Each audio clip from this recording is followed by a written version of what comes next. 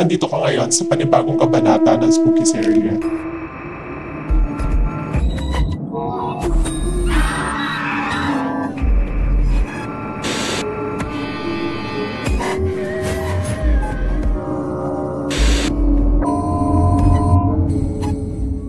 Kung meron kayong mga kwentong gustong i-share, pwede nyo i-post sa aking Facebook group. Ang link ka nasa TikTok bio ko or nasa description box. Depende kung saan kayo nanonood.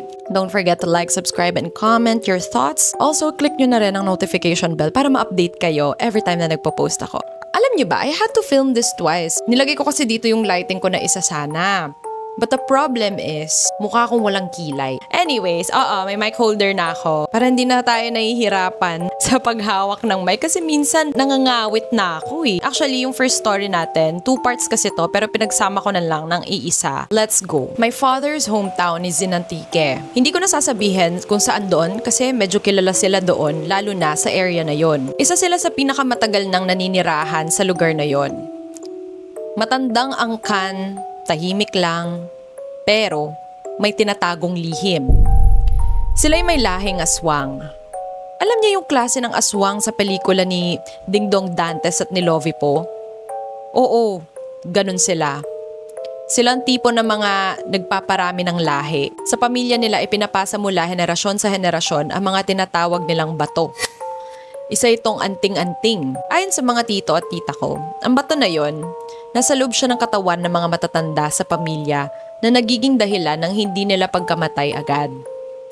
Sa mga madaling salita, kahit matanda na sila at may mga sakit, hanggat hindi na ipapasa ang bato mula sa katawan nila, hindi sila kayang kunin ng kamatayan. Ayoko na talagang nagbabakasyon doon. Hindi lang dahil sa dami ng kababalaghang nakikita ko, pero dahil na rin sa sobrang higpit na mga matatanda sa amin. Lalo na sa mga bata. Naalala ko pa nung bata ako, mga 9 na taon gulang pa lang ako noon. Paulit-ulit ang mga bilin ng mga tito at tita ko. Huwag kakain ng kahit anong pagkain galing sa labas. Huwag makikikain, huwag makikiinom sa ibang bahay. Dahil sabi nila, nakakahawa ang pagiging aswang. Sa laway pa lang, pwede nilang maipasa ito. Huwag lalabas ng bahay pagkatapos ng 6:00 ng gabi dahil sa mga ganong oras, gumagala na ang mga nilalang na hindi mo gugustuhing makasalubong. At ang pinakamatindi, walang iiwanang gamit sa labas. Kahit tsinelas, damit o kahit anong sinampay, lahat pinapapasok bago lumubog ang araw. Bilang isang bata, syempre naiinis ako noon. Hindi ko maintindihan kung bakit ang daming bawal. Parang nakakulong kami sa takot. Pero habang tumatanda ako, unti-unti kong naiintindihan. Yung mga bilin nila, hindi lang basta-basta paalala. Babala iyon. At ang totoo, may dahilan kung bakit hindi nila kami pinapayagang magpakampante. Taong 2000. Summer. Umuwi kami sa Antique kasama ang buong pamilya. 2 pala kaming magkapatid. Ako, 9 na taong gulang. Ang kapatid ko, 5 taon. Buntis si mama sa pangatlo naming kapatid. Dito ko napatunayan na ang mga aswang ay may kinalaman talaga sa mga demonyo. Kapag naunahan na sila ng gutom, hindi na nila sinasanto kahit kadugo nila. Ang bahay na tinutuluyan namin sa Antique ay isang bahay kubo. May silong ito sa ilalim at kawayan ng sahig. Doon kami natutulog. Noong unang gabi namin, bandang 11:00 na, lasing si Papa at sinundo siya ni Mama sa kabilang bahay. Habang nakahiga kami, hindi ko makakalimutan ang nakita ko sa silong ng bahay kubo na tinutulugan namin. Nakahiga na kami noon. Katabi ko ang bunso kong kapatid. Nasa may kanto ako ng banig. Mula roon, kaya ng mata ko na sumilip sa silong. May narinig akong kaluskos. Parang may naguhukay sa ilalim namin. Nang sumilip ako, may nakita ako. Isang itim na baboy ramo. Sobrang laki. Galing sa isang maliit na hukay sa lupa. Pero habang umaahon siya, palaki siya ng palaki. Mapupula ang kanyang mga mata. Mabalahibo ito. At ang mga ngipin, matatalim, hindi natural sa isang baboy. Natakot ako. Kaya ginising ko si Mama. That time, lasing si Papa kaya si Mama ang nilapitan ko. Umiiyak ako habang tinuturo ang nakita ko. Dahil hindi kami taga roon at hindi alam ni Mama ang kwento ng pamilya na napangasawa niya. Binuksan niya ang bintana. Pero ang nakita niya, isang napakalaking itim na aso. Hindi baboy. Napaiyak ako ng husto at simula noon, hindi na ako nakatulog ng maayos sa tuwing gabi. Madalas sumasakit ang tiyan ni Mama at ang sabi niya, malikot daw masyado ang bata sa tiyan niya. Ipinahilot siya sa isang kamag-anak ni Papa. Siya ang tinutukoy kong aswang. Tita siya ng aking papa. Matanda na. Kulubot na ang balat.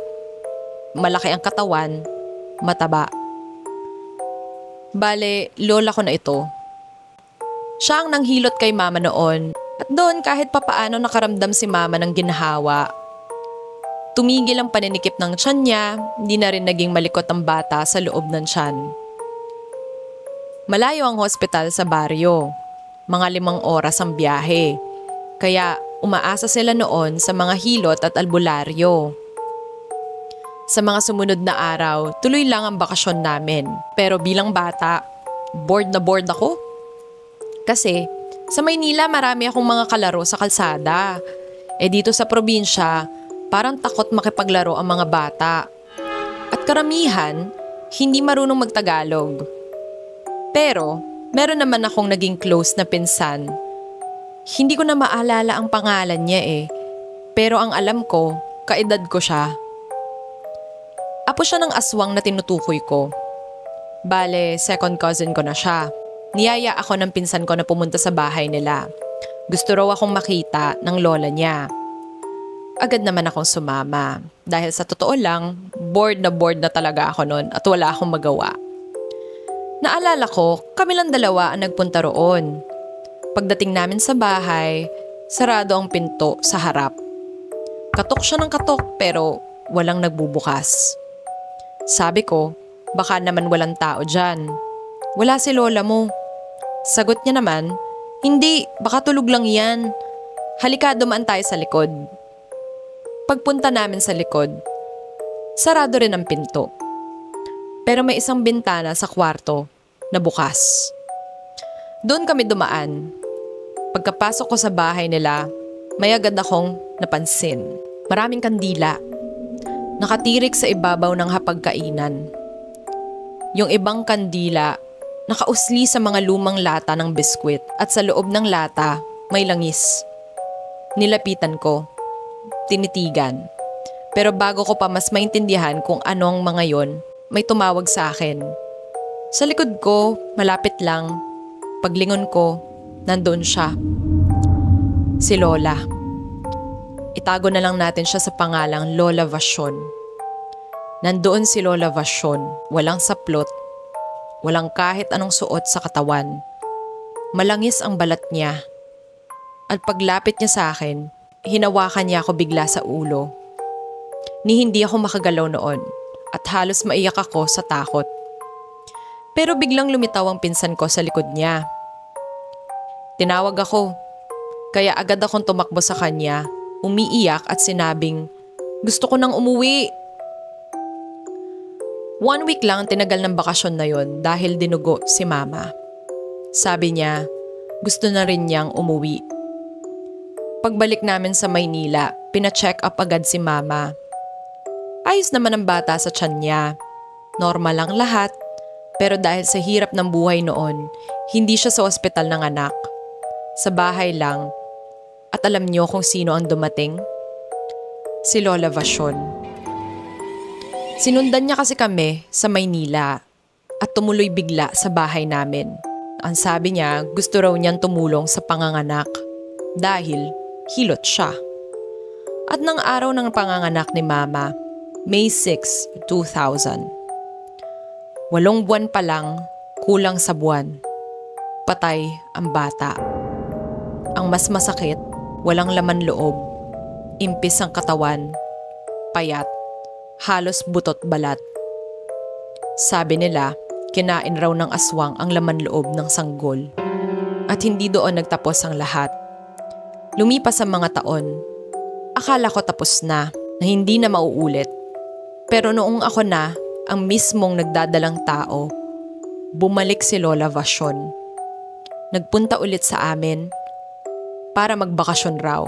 Nung lumaki na ako at nagkapamilya, doon ko tuluyang napatunayan na si Lola Vachon ay totoo at isa nga siyang aswang. Taong 2020, pandemic. Buntis ako sa unang anak ko. Noong March 2020, kasagsagan ng lockdown ECQ. Mahigpit ang seguridad. Halos walang makalabas at dahil doon, nahinto ang prenatal check-up ko sa hospital. Walang doktor, walang access. Kaya ang naging desisyon ng papa ko, isinundo niya si Lola Vachon mula sa Laguna para raw ako ay ipahilot. Noong mga panahong ito, wala pa akong ideya. Wala akong alam sa totoong pagkatao niya. Basta ang alam ko lang, totoo ang aswang.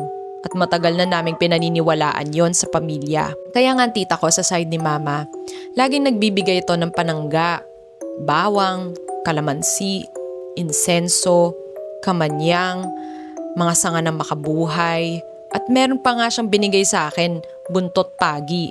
Nilagay ko iyon sa tabi ng higaan ko. Hindi ko alam na kailangan ko pala talaga iyon. Isa sa mga kabilin-bilinan ng tita ko, wag na wag kong ipapahimas ang tiyan ko kanino man. Marunong mangontra ang tita ko. Hindi namin siya kadugo pero ampon siya ng pamilya ng mama ko.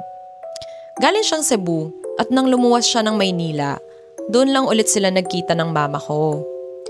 Nung buntis ako, lagi niya akong pinagbubulsa ng asin, nakabalot sa pulang tela, may kasamang bawang. Sabi niya, "Huwag ka na magtatanong. Basta ilagay mo yan palagi sa bulsa mo." Fast forward, dumating si Lola Vachon mula Laguna. Nangungupahan kami ng asawa ko sa Marikina noon at sa pagdating ni Lola, hindi pumayag ang tita ko na ipahilot ko ang tiyan ko sa kanya. Nag-away pa sila, si Papa at si Tita. Pero ewan ko ba, siguro awa ng Diyos, nakinig ako. Hindi ko pinahilot ang tiyan ko sa matanda.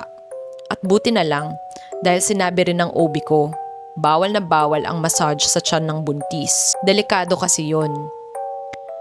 Pagkatapos kong manganak, nasa bahay pa rin ng mama at papa ko si Lola Vachon.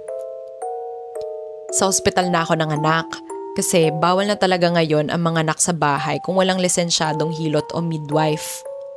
At kung tutuusin, maarte rin kasi ang asawa ko pagdating sa ganon. Sa ospital ako nanganak. Pinapa-check up sa mga doktor at nurse na puro babae. Afford naman namin, kaya kahit mahal, sagot ng asawa ko. At kahit pinipilit pa rin ng papa ko na ipahilot ako kay Lola Vachon, ang sagot ng asawa ko doon, wala na akong pakialam. Ako ang asawa, ako ang magbabayad. Sa ospital manganganak ang asawa ko. Fast forward, nanganak na ako via C-section. Safe naman, pero hindi ako makagalaw mag-isa. July 2020 iyon, nagdesisyon kaming mag-asawa na tumira muna sa bahay ng mama ko habang nagpapagaling ako. Dahil hindi siya napagbigyan na hilutin ang tiyan ko, umuwi si Lola Vachon sa Laguna. May anak daw kasi siya roon. Pero alam niyo kung anong napansin ko kay Lola Vachon? Yung itsura niya, kung ano siya nung 9 na taong gulang ako, ganun na ganun pa rin siya. Malakas, mataba, walang nagbago. 89 years old na siya. Bago pa kami lumipat sa bahay nila mama, madalas na dumadalaw ang tita ko. Kung ano-anong pinapagawa niya sa akin, pampakontra, panglinis, mga dasal. At napansin ko rin, nagbaon sila ng mga karayom sa pintuan. Galit na galit nga noon si Papa, pero mas marami kami kasi sa bahay na naniniwala kay tita. At sinusunod namin lahat ng bilin niya. Pagdating namin sa bahay nila mama, nagulat na lang ako, nandoon si Lola Vachon. Pero may kakaiba. Hindi siya makapasok sa loob ng bahay. Sabi niya parang may karayom na tumutusok sa mga paa niya na tuwing sinusubukan niyang humakbang papasok. Kaya ang ginagawa ay binubuhat talaga siya papasok sa loob ng bahay. Si Papa at iba pa naming kasama. Buhat-buhat si Lola Vashon sa tuwing hindi siya makapasok. Pero ang mas nakakagulat, kapag nasa loob na siya, okay na ang mga paa niya, nakakalakad na siya ulit, parang walang nangyari. Doon ako nagsimulang mag-isip-isip. May kakaiba talaga kasi sa kanya. Lalo ko itong napatunayan nang minsang pumasok siya sa kwarto namin ng anak ko. 1:00 ng madaling araw. Nakatayo lang siya. Nakatitig sa amin habang tulog kami ng anak ko. Sa sobrang inis at kaba ko nun, binati ko siya. Tinapangan ko. Anong problema mo? Sabi ko. Kasi nakikripihan na talaga ako. Kinabukasan, ipinapintuan ko na yung kwarto. Dati kasi kurtina lang iyon. Simula noon, lagi akong kabado. Hindi ko maipaliwanag. Siguro mother instinct na lang yun. Lalo na't wala ang asawa ko. Pandemic nun. Bihira siyang makauwi, stay in sa trabaho. Kailangan pa ng swab test bago makauwi sa amin. At ang mas lalong nagpapatibok sa kaba ko, isa-isa namatay ang lahat ng pusa sa bahay. 3 pusa. Mga pusa na lagi naming katabi ng anak kong matulog. Bigla na lang namatay. Hanggang sa nag-6 months na ang anak ko. Nandoon pa rin si Lola Vashon. Pero ako, nasanay sa privacy at ayaw talagang makibahay, nagdesisyon na umalis kami ng anak ko. January 2021. Lumipat kami sa isang maliit na paupahan, malapit pa rin sa bahay nila mama. At simula noon, 2 beses sa isang linggo, dumadalaw sa amin si tita. May dala siyang asin, dasal at panangga. Nilalagyan niya ng proteksyon ang buong bahay. At doon na niya sinabi ang matagal ko nang pinagdududahan. Aswang si Lola Vashon. At si Papa, ang napili niyang gustong pasahan ng bato. Doon ko na napagtahi-tahi ang lahat. Simula pa noong bata ako, lahat ng kilos nila, lahat ng nararamdaman ko, lahat ng paalala, may dahilan. Hiwalay na ang mga magulang ko ngayon. Pagkalipat ko, 3 buwan lang, naghiwalay na sila mama at papa. Ang alam ko, pera ang dahilan. Pero ang totoo, sumama si Papa kay Lola Vashon at doon sila nanirahan sa Laguna. 4 na taon na silang hiwalay at hanggang ngayon wala kaming balita kay Papa. Parang bigla na lang siyang nawala. Hindi matawagan, nakablock kami sa Facebook pati sa Messenger. Lahat. Nakikibalita na lang ako sa mga pinsan ko sa Antique. Sabi nila may bago na raw pamilya si Papa. Hanggang ngayon, hindi ko pa rin alam kung aswang na nga ba ang papa ko o may natitira pa ring bahagi niya na ama ko. At doon na po nagtatapos ang una nating kwento. Alam mo, naisip ko nga kung kunwari yung tatay mo ang napasahan ng bato, kanino naman niya ipapasa yung bato kundi sa'yo, diba? Wala lang. Naisip ko lang, naging aswang kaya talaga siya, no? Alam nyo ba, I've been to Antique. When I was 20 years old, my family had a vacation there. So, one of the reminders they told us, even the driver na taga-Antique na nakasama namin, no, huwag tumanggap ng pagkain sa kahit kanino, huwag tumanggap ng inumin or kahit ano sa kahit kanino galing Antique. Sabi ko, my God, why? Natakot ako bigla. Pero wala naman nangyari sa amin. Ano lang, parang it was just a reminder from the locals doon. Pero it was a very nice experience though. Maganda sa Antique, sobra. Tapos naligo pa kami dun sa kawa, ganun. Tahimik ang buhay. Parang 7 PM pa nga lang yata, tulog na ang mga tao doon. Inom muna ako ng tubig kasi sakit na ng lalamunan ko. Kanina pa ako nagsasalita. Sabi kasi nila, marami daw mambabarang at saka mga aswang nga sa Antique. Hindi lang sa Antique, pati nga sa Siquijor, diba? Yan ang mga chika-chika ng mga tao. Pero wala naman kaming na-experience na kahit ano. So, if ever, punta pa rin kayo kasi maganda. Second story. Laking Maynila ako. Pero hilig ko na talaga ang hiking, pagtatanim ng mga halaman, tsaka kahit anong connected sa nature. Kaya nung nagka-problema sa bahay at napagdesisyonan sa probinsya na kami manirahan ay hindi na rin ako nalungkot. Iniisip ko na fresh start na rin yun. Malayo sa ingay at sa problema. Pagdating namin doon, mahaba pang lalakarin pero maayos naman ang mga daanan. Bawat bahay nagkakalayo. Hindi kagaya sa Maynila na halos tabi-tabi na. Pero hindi naman big deal sa akin yon dahil gusto ko na nga yung tahimik. Ilang minuto ng lakaran, nakarating kami sa bahay ng lola ko. Sobrang ganda. May pagka-ancestral ang bahay. May second floor. Mayroong sobrang lawak na bakurang punong-puno ng mga halaman, gulay, isang poso at duyang gawa sa kawayan. Ayon kay Lola, dulo na itong bahay, kaya naman ang likod ay parang na. Nandoon daw ang mga alaga niyang manok, baboy, kambing at baka. Sa unang gabi, sobrang saya ko. Tahimik kasi. At saka pwede kong gawin ano man ang gusto ko. Nakaupo ako sa duyan, nag-iisip-isip lang. Nang maramdaman kong may umupo sa kabilang bahagi ng duyan. Context lang. Ang duyan kasing gawa sa kawayan, mahaba ito. Parang balsa ang itsura at nakatali sa matataas na puno. Nagulat ako pero ngumiti lang siya sa akin. Ang tagal na kitang hinihintay. Yan ang saad niya sa malamig na boses. Hindi ako nakaramdam ng anumang takot. Medyo strange lang ang pag-approach niya sa akin. Sabi ko, "Ha? I'm sorry, hindi kita kilala. Kilala mo ba ako?" Sagot ko. "Oo, araw-araw akong nandito. Hinihintay ang pagbabalik mo." Pero, first time kong makarating dito. Kahit sa pagkabata, hindi pa ako nakapunta kahit pagbisita man lang. Itinanong ko kung taga saan siya. Hindi siya sumagot pero itinuro niya ang kakahuyang di kalayuan. Doon na ako kinabahan. Alam niya yung parang may kung anong nagpipilit sa akin na pumasok na ako sa loob ng bahay. Kaya nagpaalam na ako sa kanya.